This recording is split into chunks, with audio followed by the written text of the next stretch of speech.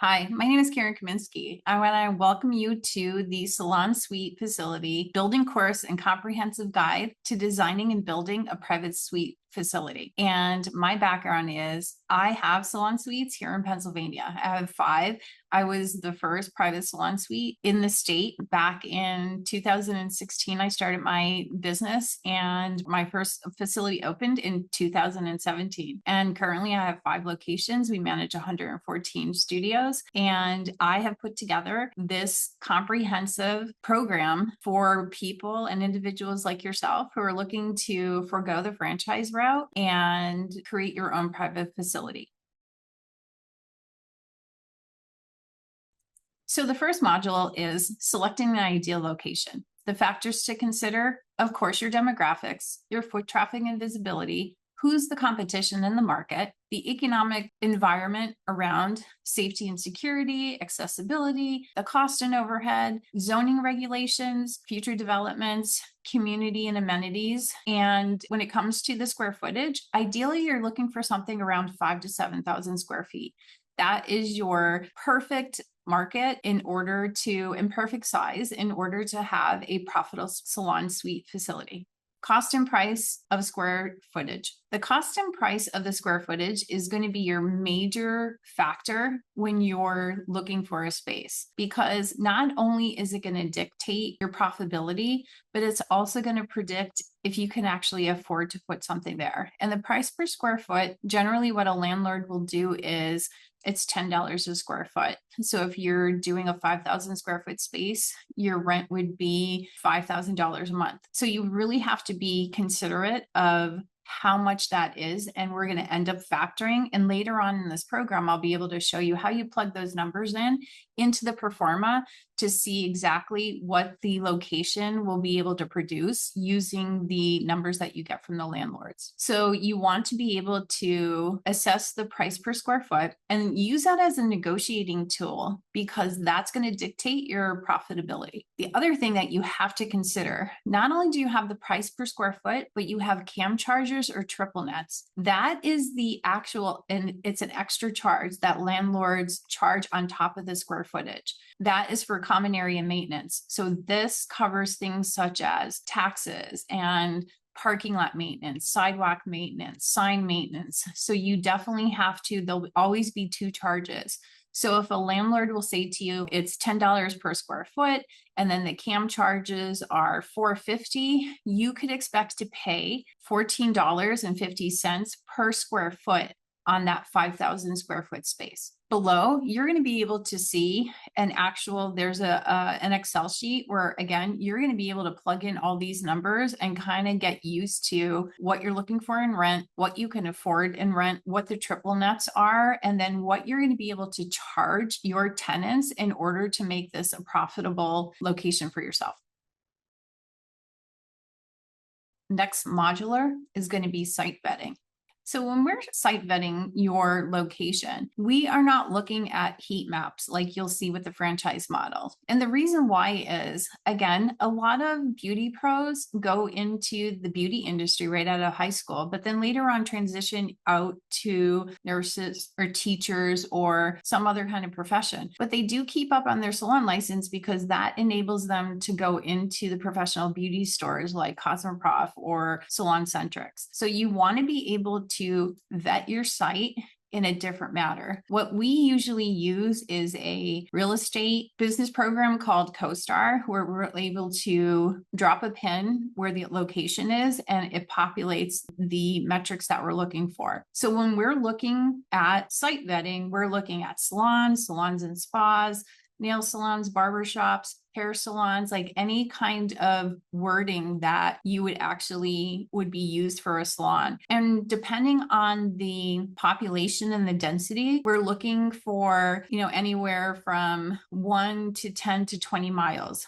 And the reason being is beauty pros, when they're moving from a business to a business, they kind of stay close to where they're currently at. So again, you want to look at the density of the population, and you want to be able to judge how far out people are going to go. For instance, if you were here in Pennsylvania, to go 20 miles would literally take you 20 minutes. But if you were in New York City, to go 20 miles, it might take you 5 hours. So that's the kind of time and distance we're trying to show you when it comes to density. But what we're looking for in the area is we're looking for these other businesses. We're looking for the competition. We're looking for, again, hair salons, any kind of beauty professionals, because that's going to give you a better idea of how the market is and how many businesses are in and around there.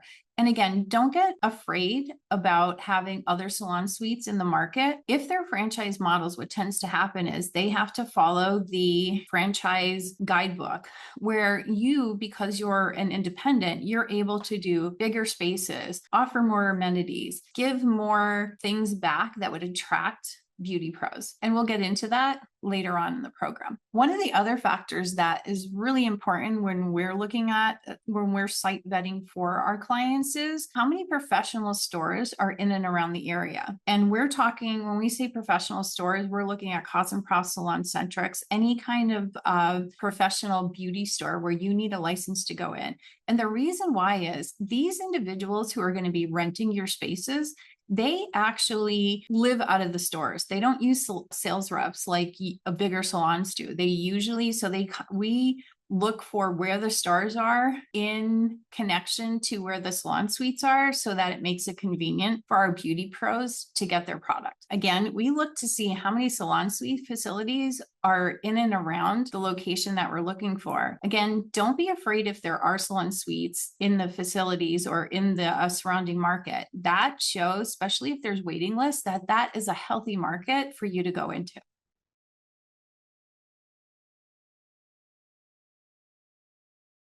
Our next module will cover State Board of Cosmetology compliances.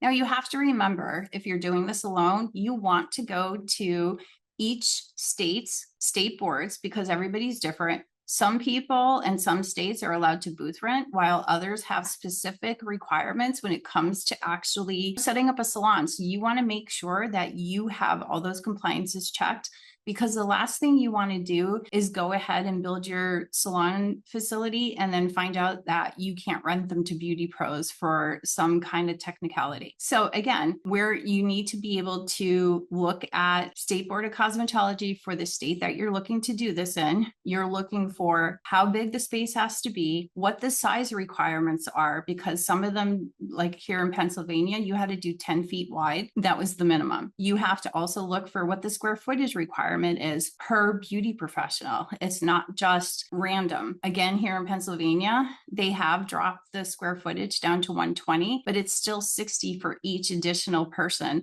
that's working in that salon. So make sure, super important, that you're able to see the space and the size requirement per beauty pro. And then if you have and you want to do doubles, make sure that you're adjusting the spaces so that it fits in there actually comfortably and within requirements. You'll see in the example that we provided for you, this is our Wilkes-Barre location. Again, when we started this back in 2016, state boards in Pennsylvania required 180 square feet. And some of the requirements also was 10 foot wide, 180. So we did most of our studios 10 feet wide by 18 feet deep. And we also looked to see what was needed in the spaces, such as it had to have 2 sinks. It had to have 1 sink for washing hands, dishes, and then it had to have another sink for washing hair. It couldn't be combined. So it's all of those little details that you want to create a little checklist for, so that you know that you have everything you need from state boards, so that each one of your beauty pros will be in compliance with state boards.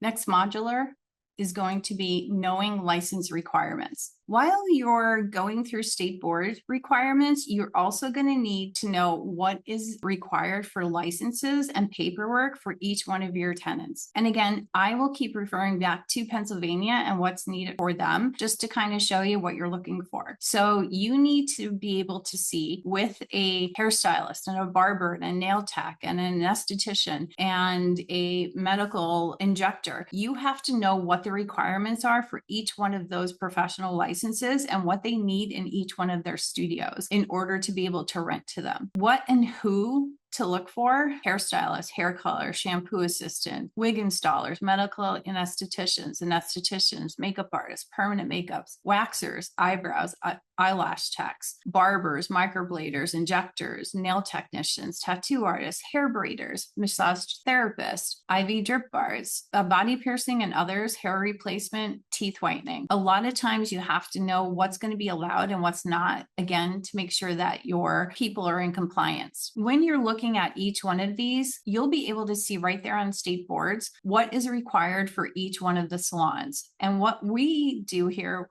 with our own personal ones, we take all the big ticket items and actually provide for them, such as the sinks, the electrical, styling stations. If you want, we usually do like, bigger mirrors on the walls, their chairs. And then we give them the list of everything else that is required, such as their barber sides, a hamper for their towels, a clock, tweezers. It depends on whatever the supply list is. So we actually put that together in our business binder that we give to tenants, and you'll see examples of this so that you would be able to give each one of your potential tenants the same kind of information.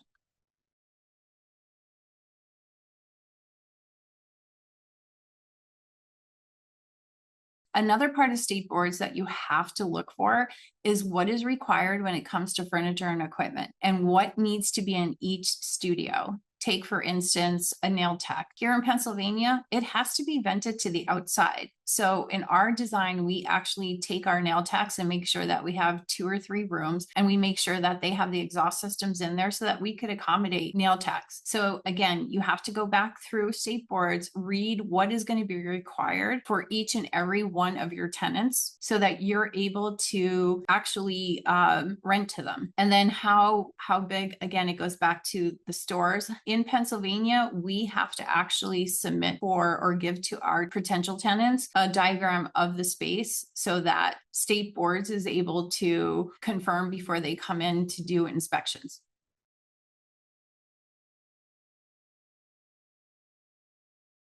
Salon inspection requirements. When you're working with beauty pros and state boards, you have to go back through, and if you can't find it in their paperwork, you might want to make a phone call, and you want to see how the inspections takes place. Some are in-person inspections, like here in Pennsylvania and in New Jersey, where after you submit all your paperwork or your tenants submit all their paperwork to the state boards will then send an inspector in to do an inspection and go through the checklist, make sure that everything that is required is actually ready to go, and then they'll issue a license right then and there. In states such as Virginia, they're self-inspects, and what that means is you have to send in the paperwork and then they actually send you the license in the mail, so they don't actually come to the studios. So make sure that you know for sure what kind of inspections are going to be required so that you could help your beauty pros make sure that they're able to get inspected in a timely manner.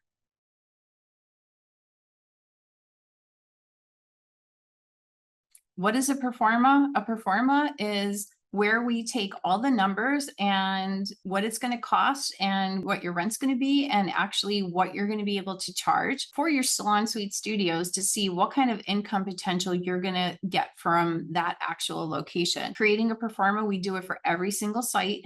And we're usually about 5%, give or take, when we get to the final creation. So again, we want to be able to establish your assumptions, create your revenue projections and your expense projections, what you'll be able to get moving forward and growth projections, and then regular updates. Remembering that your performa is not a static document. It should be updated regularly to reflect the performance of your facility. And again, with this program, you're going to see examples, but you're also going to get the Excel sheet where you'll be able to plug in the numbers to get a better idea of the site that you're looking at and what income potential could possibly be for you. Calculating monthly expenses. When you're looking for a space, you want to make sure that your space is going to be profitable. And the one thing I could tell you about doing a salon suite facility is your utilities are pretty spot on every month. It depends on where you are in the country. So if you're in a state like Pennsylvania, where, we have very cold winters, you could expect to spend more in your gas during the winter months, whereas in the summer months, it's probably going to be very low. But if you're in California or Florida, you're going to spend more on your electrical because of your air conditioning. So you want to be able to get an average of what your expenses should be when it comes to the space. You want to be able to see what your property rent is going to be. You want to see how many studios that are going to be able to fit in that particular location. You want to see, again, your average monthly utility bills and any other expenses, cleaning and supplies such as toilet paper and paper towels and garbage bags and cleaning supplies. You want to actually factor in any kind of loan payments that you're going to take out, because that's all going to contribute to what your end result is when it comes to your profit on this particular location.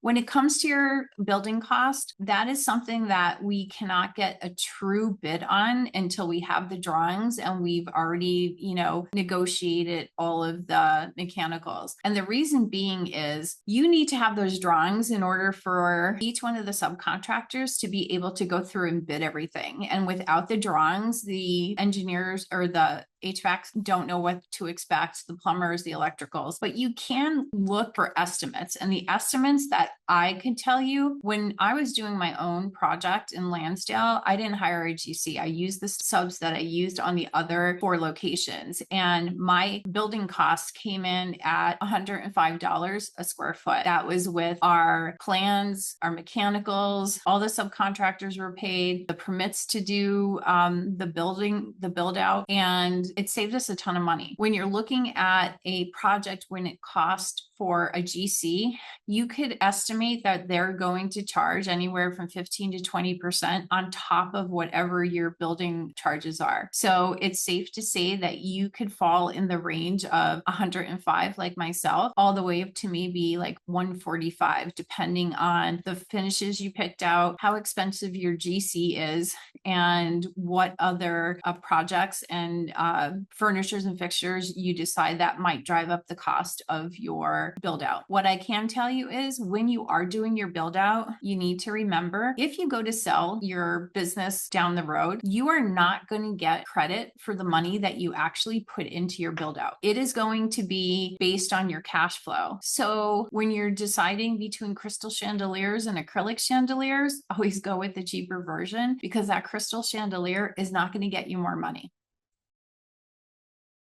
A letter of intent, or an LOI, is where, again, we negotiate the big ticket items when it comes to your facility. This is how much your rent is going to be, how much your cams are going to be, how long the rent term is going to be, how much TI money the landlord is going to contribute to your project, when the commencement date is, how much free rent you have in order to complete and get your doors open. And those are some of the big ticket items that you want to go over in your LOI. Once all of those are agreed to by both you and the landlords, that's when it goes to leasing. And those items then are translated and transferred into the lease. And then that's where you have to go back through, and you are going to have to go through and negotiate the lease, because a lot of times these again are the big ticket items. There's things in the lease that are just not going to make sense and don't pertain to a salon suite business, such as you can't sublease. And I've seen this in every lease that we've gone over. Your business is about subleasing to other people. So like that's a paragraph that needs to be struck out of the lease. So again, pay attention to such examples like that. In this module, you'll have a sample of an LOI that we've used,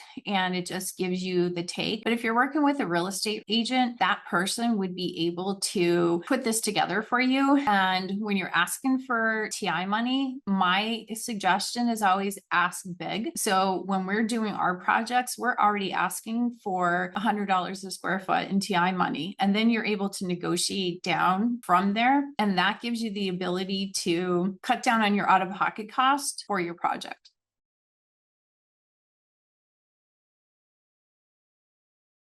Once the LOI is signed by both parties, this is when we go into negotiating the lease. And at the end of this module, you'll understand the following: a build-to-suit option, the landlord's construction team, if they're available, price per square foot, defining a vanilla box, which is key to your project. When you're looking at a vanilla box, you want to make sure what the condition of the space is. Your TI money or tenant improvement money, free rent if it's available, the terms of the lease, the utilities that are going to be supplied, what they're expecting with your security deposit, your subleasing disclosures, delivery date of the space, and the property inspections. So again, the build-to-suit option. So I always ask every landlord, do you have a build-to-suit option? And what that means is the landlord builds it out for you and he'll charge you extra in your rent. It's pretty much like a turnkey type situation. Some landlords they have available. Most landlords want you to do your own build out. Next, if they don't have build-to-suit, ask them about their construction team.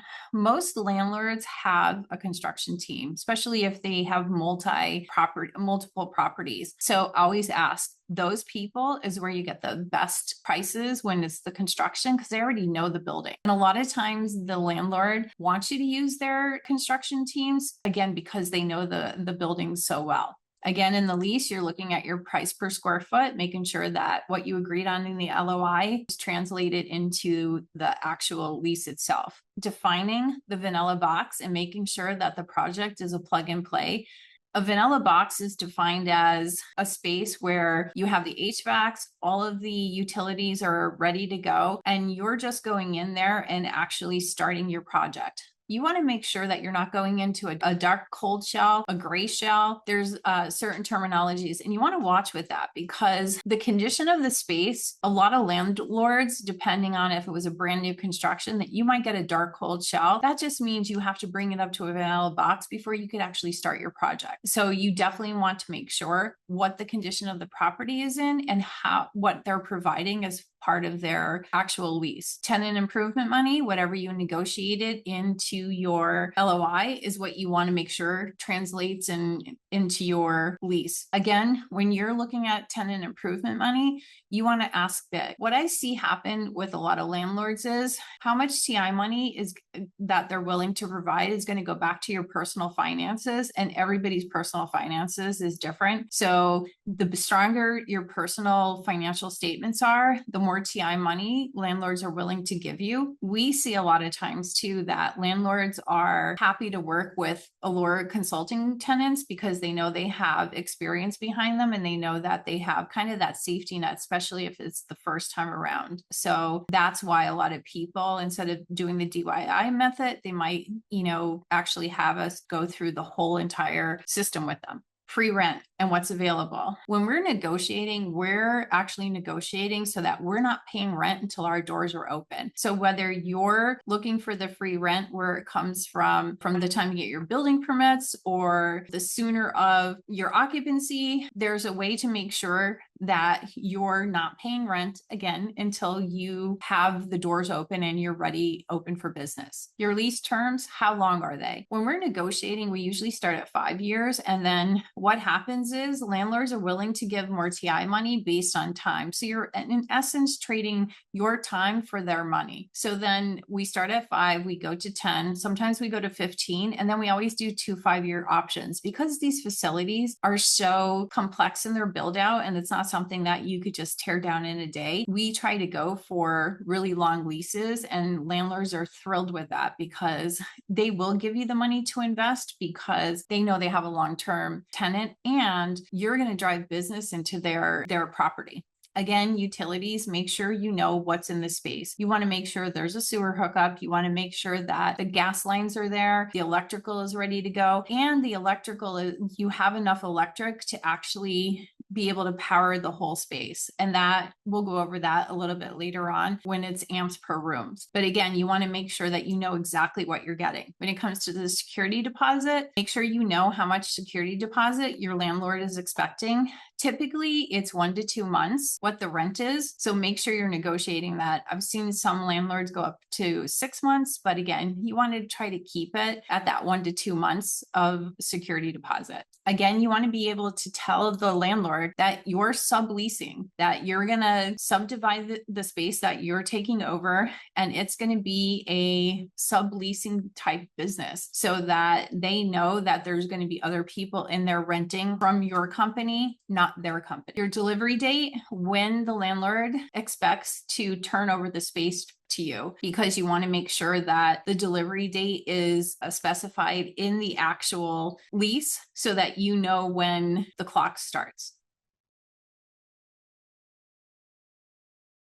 So when you're doing your facility construction requirements, one of the big questions is windows or not, what space you take over. A lot of times you're just going to get front windows, and usually the properties are deep. Sometimes you might look out and get windows around the side, or it's a freestanding building. So it's going to determine whether, the building is going to dictate and determine whether or not you'll have windows in your studios. Sewer depths, and making sure the pitch is deep enough to accommodate the sewer. This is extremely, extremely important. What I found in my experience is a lot of times these buildings were never meant for salon suites. And a lot of times, the sewer is in the backs of the buildings where all the bathrooms are. Because a lot of times when the commercial properties were actually built, it was really for bathrooms, washing hands, that kind of stuff. And then the salon suites came in and started going into strip malls and commercial spaces. So you want to make sure that you're doing a camera line search of the sewer, and you're making sure that the sewer depth can accommodate a salon suite. Because you have to remember, if the space is really deep,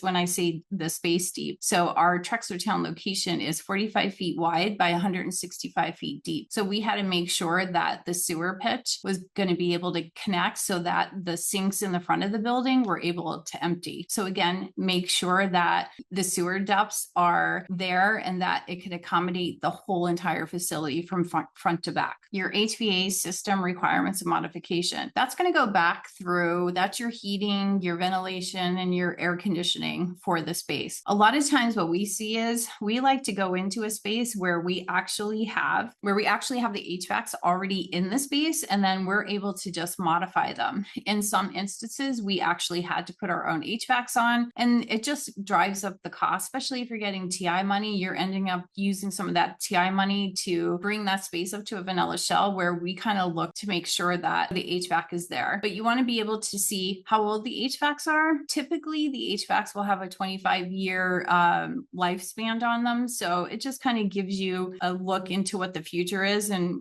one of the costs, because you will, as the tenant, be responsible for maintaining and upgrading the HVAC when it comes time. So the electrical requirements for a facility, you need for at least 4 to 7,000 square feet, 4 to 600 amps. And you have to make sure that the space, again, kind of like the sewer lines where these commercial spaces were never meant to do salon suites, you have to make sure that you have enough power in the space to accommodate all of the studios that you're going to have in there. And they'll be able to accommodate all the high-powered blow dryers, all of the other electrical equipment and plug-in stuff that each one of those tenants are going to have in their spaces. So the electrical requirements per rooms, and what I mean by that is the amps and the circuits. So you're looking for 3 to 4 circuits per room, and the amps are going to be anywhere from 20 to 25. And what that means is that's going to be able to cover all your plugs, but you want to make sure that you have enough amps and circuits so that you have dedicated lines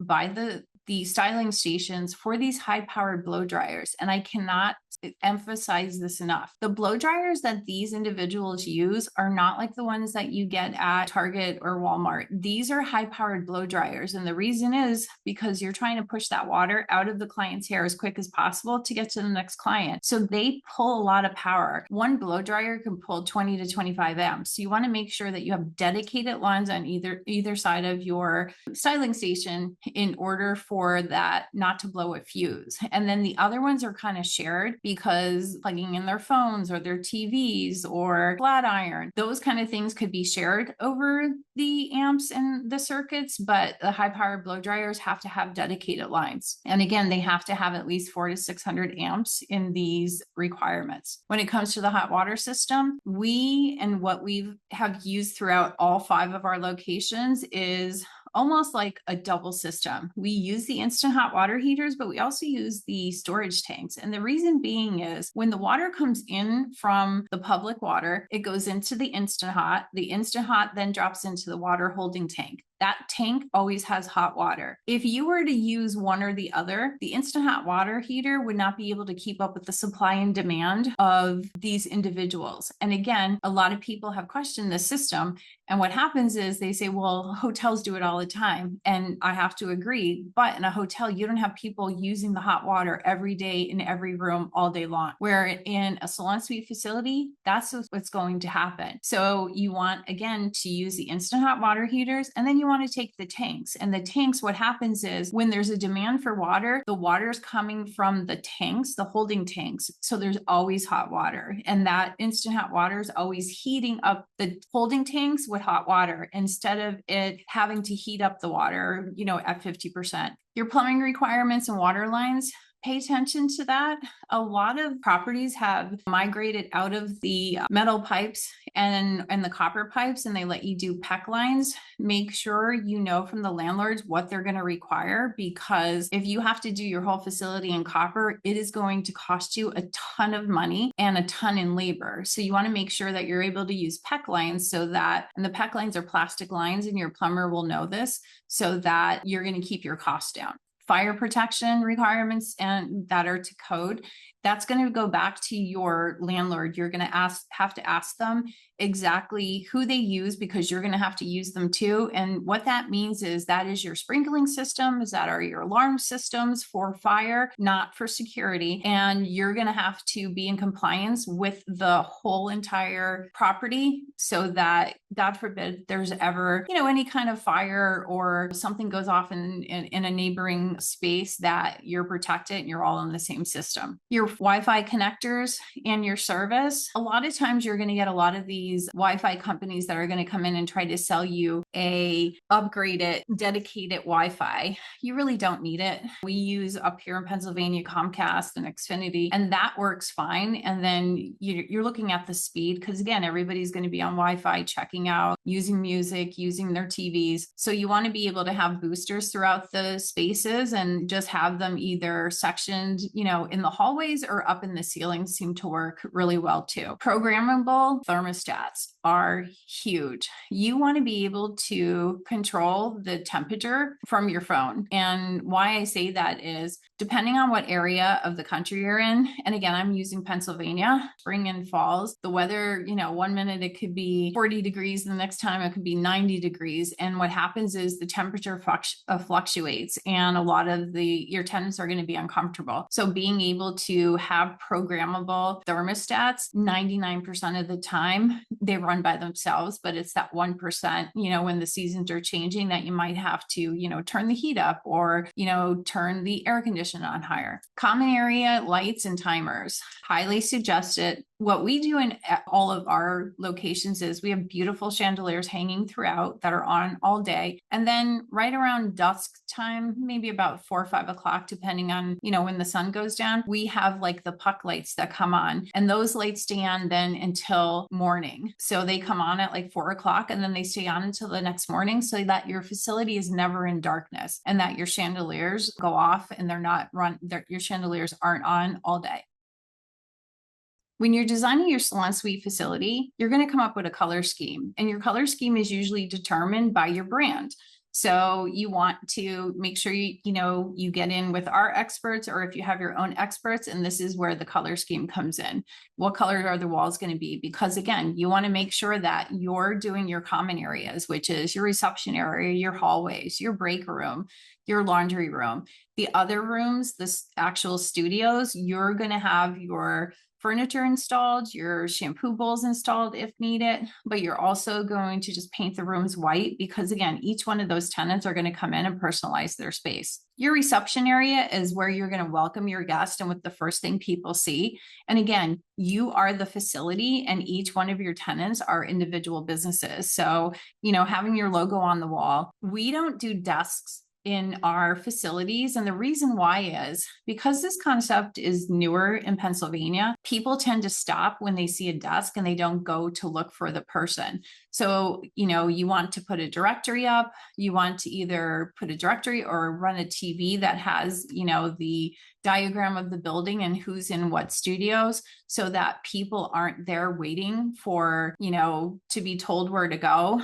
And, or especially if you're a newer facility, and you have newer tenants, you want to be able to tell your tenants, hey, listen, until your clients get used to this concept, could you meet them out front and kind of show them everybody and kind of do a tour of the facility. So your clients now, know all the businesses in there and everybody kind of reaps the rewards. Your hallways. We recommend a 5-foot hallway. The reason why, you have that more space, they're more spacious, you're not crammed in. If you go into a lot of the franchise models, you're going to see that 3-foot hallway and you kind of get claustrophobic. So you want to make sure that 5-foot hallways are ideal without cutting into your profits, but it's efficient for traffic flow, safety considerations, visually aesthetic, and then comfort and ambiance of the space. So your door options. This is where, and these are the door options for your actual facility. This is going to fall back on you, the client, and what your overall brand you're trying to accomplish. I like the storefronts for a couple of reasons. One, they're quiet. They're, the cost is probably about $3,000 per door. You could put frosting on it if somebody doesn't want to be exposed. And it's usually the clients that don't want to have people watching them while they're getting their services done. Consider that. You could do sliding doors. What I would not recommend are barn doors. And the reason why is they're hard to lock. And because the barn doors are sliding, they have a space between them. So there's no privacy. You'll be able to hear people's conversations. Door locks for your front entry and your salon doors. So for your front entries, we always have the key fobs or the cards where each one of our tenants get them. So they have access to your spaces all the time. With the salon doors, you could do the keypads, you could do just regular keys. It all depends on the door style that you choose, but also how big the door handles are that you choose and the locking mechanisms that are going to be able to work. With today's technology, you're able to put battery operated keypads on each door, which is great because it cuts down on your electrical use and it also cuts down on having to wire every door. So that's going to be determined by the aesthetics of your property, but also how much investment and how much you're going to be involved with your actual people. Motion sensors, placements in the salons. I highly recommend this. We use the ones that are actually heat sensitive and motion, and we put them in the middle of the room, middle of the ceiling. Actually, you can do wall mounted ones. What we found is if somebody's, if the way they position their room, a lot of times how you've imagined the space is going to be used is not, people move things around and they might not be able to catch the movement. So again, it's going to be up to whomever, but what the motion detectors do is they actually turn the lights on and turn the plugs on. And you want to be able to have that sense of security that when these people are leaving their businesses for the night, that everything in the room shuts down. So that's highly recommended that we use motion detectors to actually control the lights and your switches. When it comes to the lighting, we recommend the Kelvin lighting. And the reason why is for hairstylists that are doing color, it's the most natural light so that when a person does walk outside, the color that they saw that was sitting in the chair reflects the color that they see out in the hallway. Now you could do the 2x2 squares, or we always do the 2x4s. So it depends on how big the space is. And you're going to be using anywhere from, 2 or 3 2x4s, or maybe 6 2x2s. It just depends on what you're looking for. Your common areas. Common areas are defined in a salon suite by your waiting area, your lounge, and we see a lot of processing rooms now because people are getting back, your tenants and beauty pros are getting back to doing multiple clients. So you want to have a place where clients can go and, process why their services, their hair is, processing what color or bleach. And so you want something comfortable. But your common areas are going to be the bathrooms, the hallways, your break room, your laundry room. And that's where you're going to be able to shaping the overall experience of clients and your beauty pros experience. The reception areas, again, make the first impression and should represent your brand in a very strong and using the aesthetics. And moreover, sharing the space fosters that connection and with all the beauty pros within your space. Your laundry room. We recommend that you use your laundry room as also a break room. What I've seen over the past 10 years is these individuals, it's not like a salon. If they don't have appointments, they're not there. So, and if they do have appointments through, they're just running in, grabbing something to eat and leaving.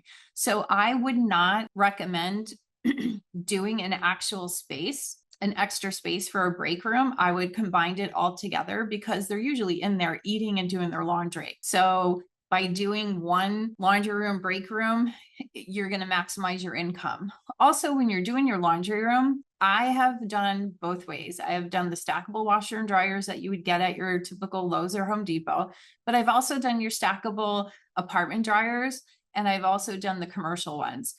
The commercial ones, super expensive. And if you want to charge for your laundry services, they do have coin operated ones also.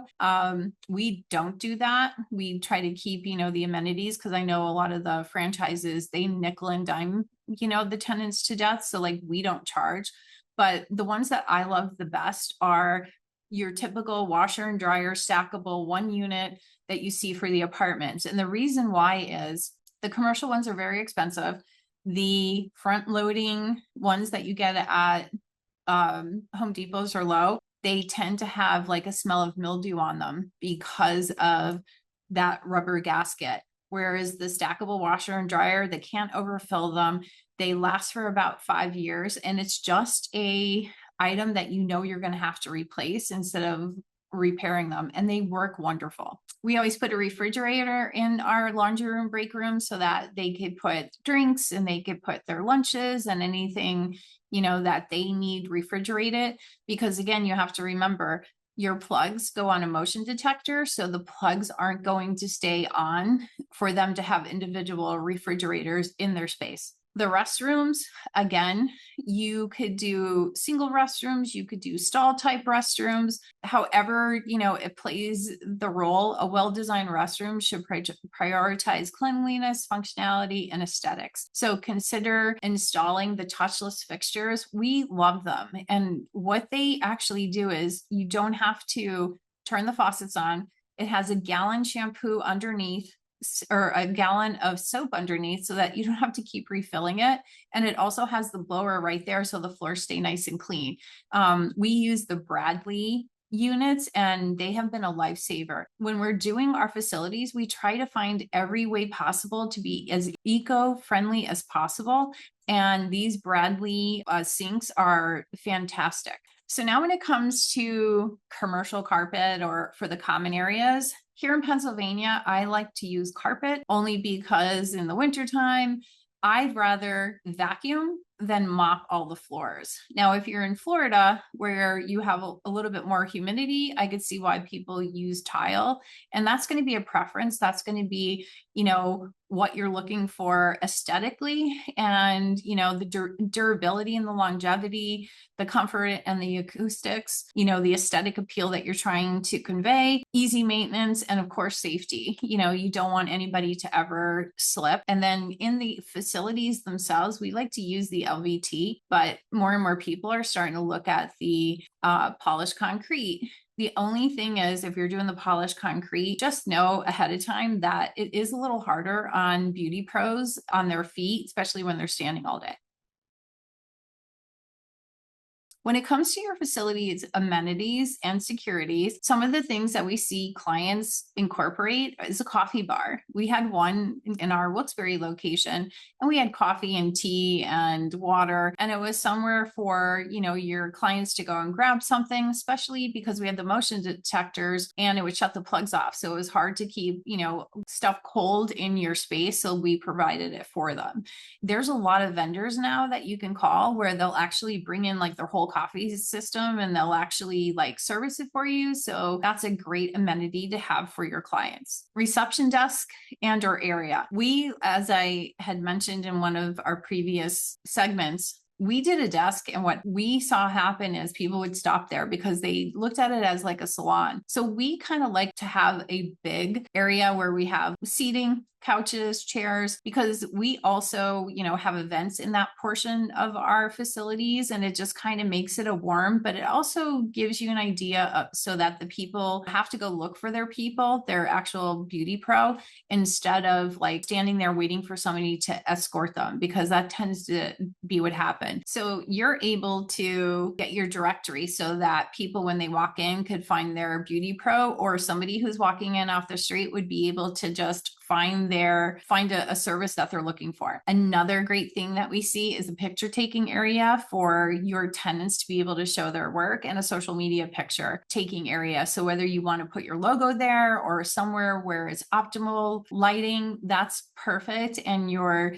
tenants will appreciate it. Again, just look for the design and aesthetics, the lighting, accessories and props, backdrops, social media promotions, and you'll be able to be represented as well as your tenants. So laundry service or rooms. When you're doing your laundry room, again, we spoke about the differences between apartment style washers and dryers, front end washers and dryers, and commercials. I personally like the apartment ones at the biggest capacity because your tenants can't overload them, and they last for about 5 years, and they're $1,300. So they're cost effective, and they don't have the smell like the front loading ones do. We've just have had such great luck with them. So that's what I actually recommend. You can have a towel service come in, but it'll go back to your tenants and to see if they actually want a towel service. I know a lot of them like having the laundry on site because they're using it while they're there. So security cameras. Why do we use security cameras? Security cameras are only for the common areas. They're for the doors, the hallways, the back doors. You can't put them in the break rooms if you are in your mechanical rooms, so that nobody's in there touching them. That's there to keep eyes on your facilities, but it's also there for a safety measure. You want to be able to see the comings and goings in the hallways so that your tenants feel comfortable when it comes to who's entering the facilities, when the door is locked, and God forbid if anything happened, you're able to go back and roll your security cameras. At the end of this module, you're going to be able to understand the following: salon size, dividing the salon space into a client area and a working area,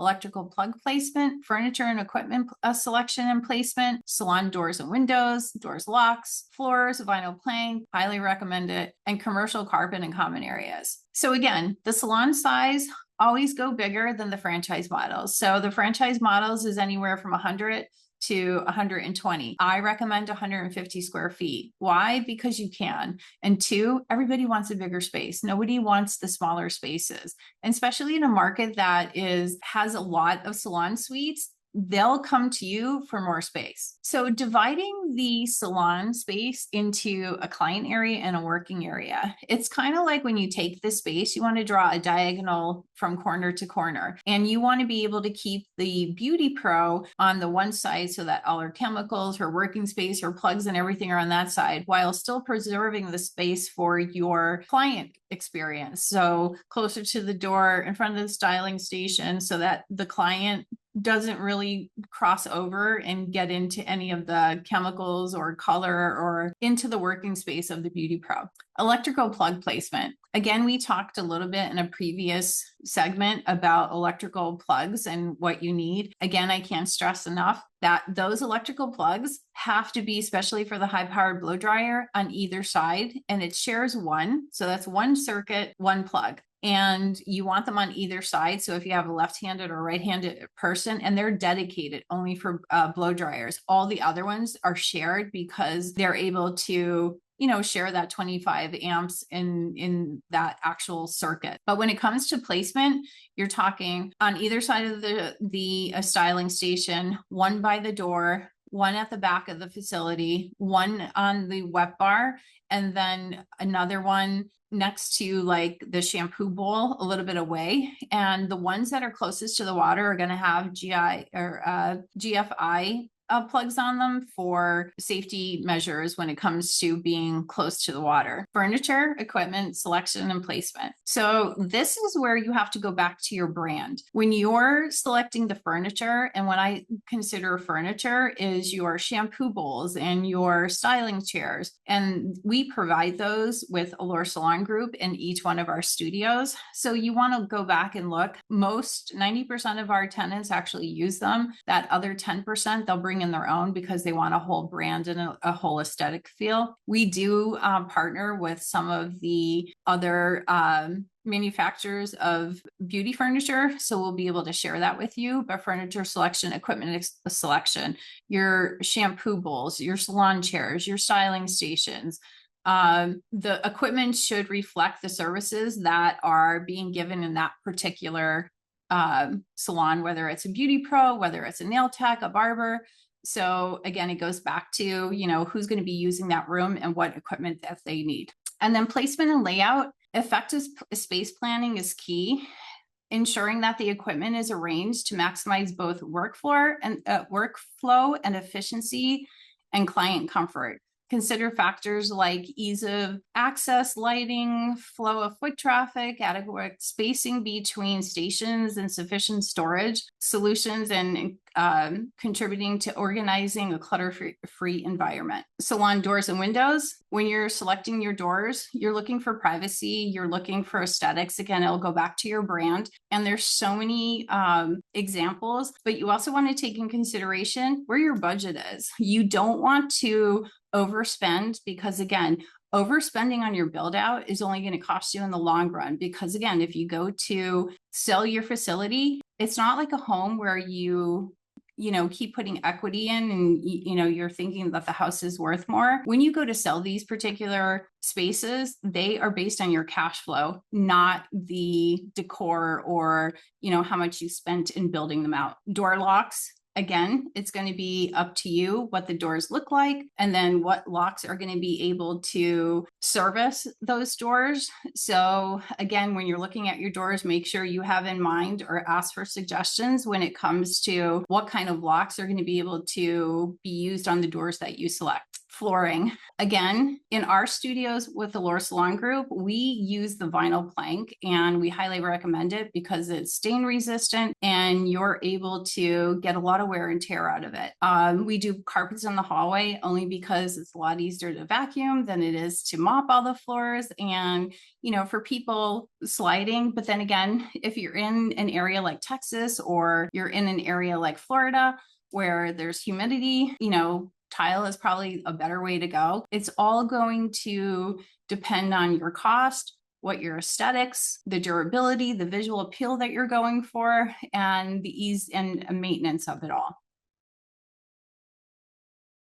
At the end of this module, you'll understand what furniture and equipment you're going to need. Again, we recommend wet bars and cabinets because that's where your beauty pros are going to store all of their sundries, colors, products. Your shampoo bowl units, whether you want shampoo bowl units on the walls or you want stand behind units. Your styling stations, again, we were doing just mirrors on the wall and letting the stylist actually bring in their own styling stations because everybody has that comfort level that they're looking for. And your tenants are going to want their aesthetics. Stylist chairs, we use black chairs. We don't get into colors or light colors because of how they actually wear and tear. Your countertops, we actually, suggest you using HD countertops. You're not going to get any kind of better pricing when it comes to granite. Plus, you're going to have a lot of staining because color and bleach is going to stain those countertops. We found that by using the HD, there's 3 kinds of laminates. There's